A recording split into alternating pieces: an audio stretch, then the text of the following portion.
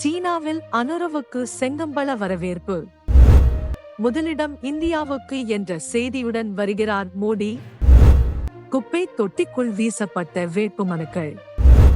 காலத்தை வீணடிக்கும் தலைவர்கள். பதவி விலகினார் ஈரான். அமைச்சர் அலுவலகத்துக்குள் அத்துமீறி நுழைந்த பிரமுகர். இலங்கையில் 5000 ரூ முகவர்கள். சீனாவிற்கு 4 நாள் உத்தியோகபூர்வ பயணமாக நேற்று முன்தினம் இரவு புறப்பட்ட ஜனாதிபதி அனுரகுமார திசாநாயக்க பெய்ஜிங் சர்வதேச விமான நிலையத்திலிருந்து சீனாவை சென்றடைந்தார். பெய்ஜிங் விமான நிலையத்தை அடைந்த ஜனாதிபதிக்கு சீன இராணுவத்தினர் பிரமாண்டமான வரவேற்பு அளித்தனர்.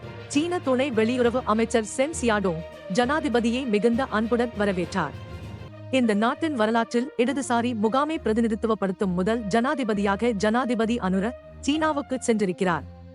மக்கள் விடுதலை முன்னணி என்பது சீனாவில் ஆளும் கட்சியுடன் மிக நெருக்கமான உறவுகளை கொண்ட ஒரு அரசியல் கட்சியாகும். அந்த கண்ணோட்டத்தில் இந்த பயணம் மிகவும் முக்கியமானதாகவும் சிறப்பானதாகவும் இருக்கும். இந்நிலையில் ஜனாதிபதியின் சீன பயணம் இலங்கைக்கு பல சிறந்த நன்மைகளை தரும் என்று அனைவரும் கூறி வருகின்றனர். மறுபுறம் ஒரே சீனா என்ற கருத்து தற்போது ஆசியா முழுவதும் பரவலாக உள்ளது. அத்துடன் நம் நாட்டு அரசாங்கத்தின் ஆதரவையும் பெற்றுள்ளமை குறிப்பிடத்தக்கது. முதலிடம் இந்தியாவுக்கு என்ற செய்தியுடன் வருகிறார் மோடி. இந்திய பிரதமர் நரேந்திர மோடி இலங்கைக்கு விஜயம் செய்ய உள்ளார். மேலும் அவர் இந்தியாவுக்கு முதலிடம் என்ற கருத்தை நோக்கி இலங்கையை மாற்ற முயற்சிப்பார் என்று அரசியல் ஆய்வாளர்கள் கூறுகின்றனர். இந்த விடயம் குறித்து டாக்டர் ஹசித்த கந்தேயுடஹேவா ஒரு நீண்ட விளக்கத்தை வழங்குகிறார். இந்திய பிரதமர் இந்த ஆண்டு இலங்கைக்கு வருகை தருவதாக அறிவித்திருந்தார். இதன் மூலம் 2000 முதல் 2019 வரை இலங்கையில் காணப்பட்ட சீன சார்பை இந்தியா பக்கம் திருப்ப இந்தியா முயற்சிக்கிறது. பிரதமர் நரேந்திர மோடியின் வருகையின் போது இந்தியாவுக்கு முதலிடம் என்ற கொள்கையை இலங்கை ஏற்றுக்கொள்ளச் செய்ய இந்தியா முயற்சிக்கிறது. எனவே ஜனாதிபதி அனுரகுமார திசாநாயக்கவின் சீன விஜயத்தின் போது கையெழுத்திடப்படும் வர்த்தக ஒப்பந்தங்கள் மற்றும் ஹம்பாந்தோட்டை துறைமுகம் மற்றும் கொழும்பு துறைமுக நகரம் தொடர்பான முன்னேற்றங்கள் குறித்து இந்தியா உன்னிப்பாக கவனம் செலுத்தும் என்று தெரிகிறது என்கிறார் டாக்டர் ஹசித்த. குப்பை தொட்டிக்குள் வீசப்பட்ட வேட்புமனுக்கள். மார்ச் 9, 2023 அன்று நடைபெறவிருந்த உள்ளூராட்சி மன்ற தேர்தலுக்காக சமர்ப்பிக்கப்பட்ட வேட்புமனுக்களை ரத்து செய்ய முடிவு செய்யப்பட்டது அனைவரும் அறிந்ததே. மேலும் புதிய பரிந்துரைகளை அனுமதிக்கும் வகையில் உள்ளூராட்சி மன்ற சட்டத்தில் திருத்தம் செய்வதற்கான வரைவு வர்த்தமானியில் வெளியிடப்பட்டுள்ளது. மார்ச் 2023 திட்டமிடப்பட்ட உள்ளூராட்சி மன்ற தேர்தல்கள் முந்தைய அரசாங்கத்தால் காலவரையின்றி ஒத்திவைக்கப்பட்டன. மேலும் இது தொடர்பாக உயர் நீதிமன்றத்தில் பல அடிப்படை உரிமை மனுக்கள் தாக்கல் செய்யப்பட்டன. உள்ளூராட்சி மன்ற தேர்தலை விரைவில் நடத்த வேண்டும் என்று உயர் நீதிமன்றம் உத்தரவிட்டது.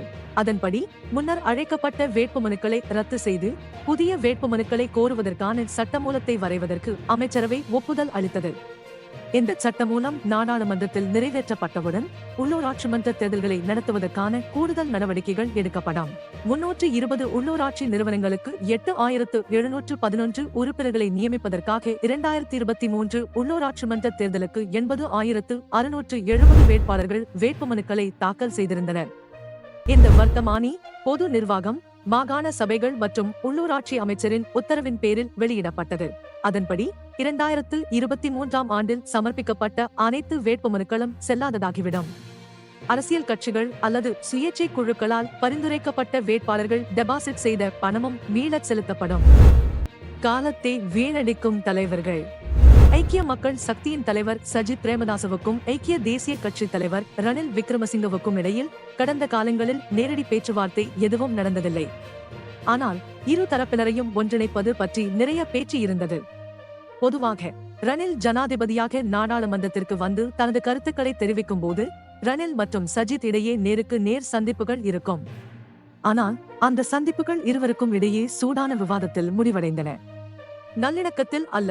கடந்த ஜனாதிபதி தேர்தலின் போதும் அதற்கு பிறகும் கூட சஜித்தையும் ரணிலையும் யாரும் ஒன்றாக பார்க்கவில்லை.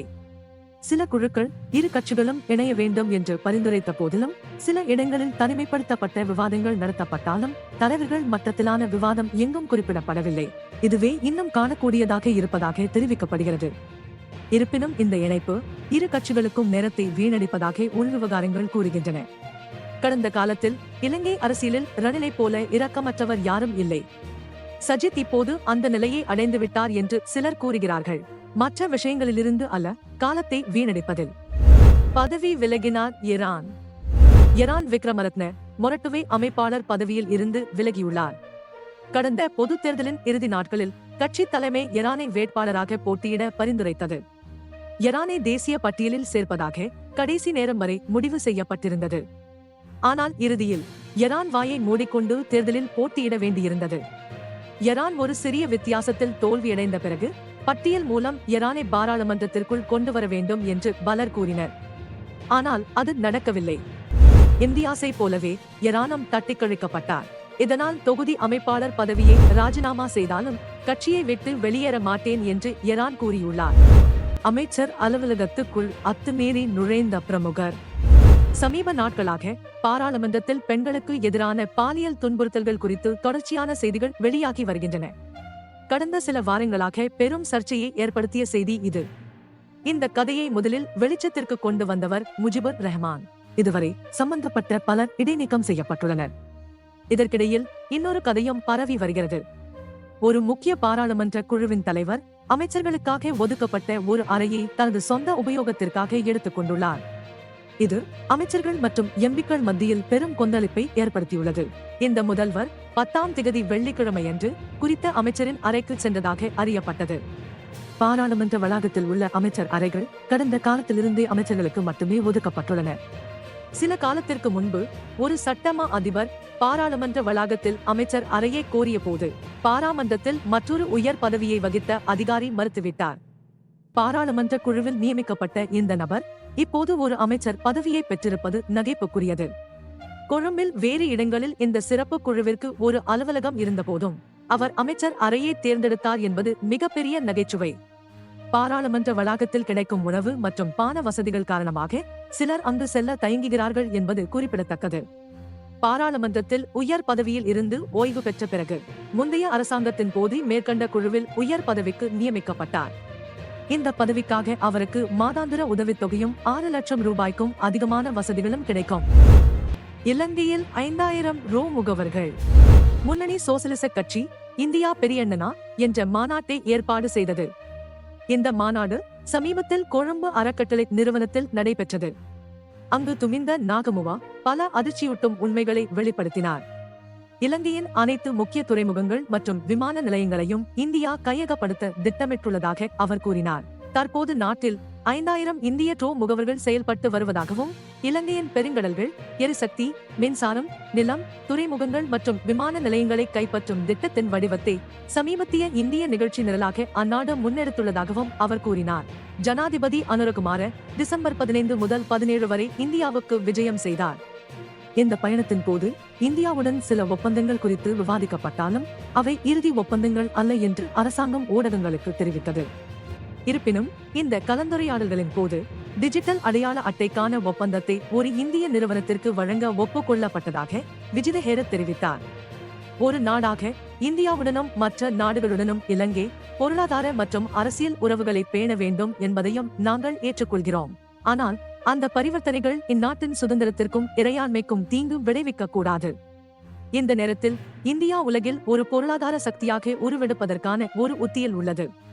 அந்த உத்தியின் மூலம் ஆசிய பிராந்தியத்தில் புவிசார் அரசியல் மற்றும் சந்தை சக்தியை பெற இந்தியா விரும்புகிறது. அந்த திட்டத்திற்கு இலங்கை பலியாக கூடாது. சிலர் இந்தியா ஒரு பெரிய பொருளாதாரத்தை கொண்ட நாடு என்கிறார்கள். அதனால்தான் இந்தியா நமக்கு உதவி செய்வது நன்மை பயக்கும். ஆனால் இந்த விளையாட்டு உங்கள் தோள்களில் கைகளை போடுவதோடு மட்டும் நின்றுவிடாது. இந்தியா படிப்படியாக நம்மை நெருக்க தயாராகி வருகிறது என்றார் நாகமுவா. அதனால் இன்றைக்கு அவ்வளவுதான்.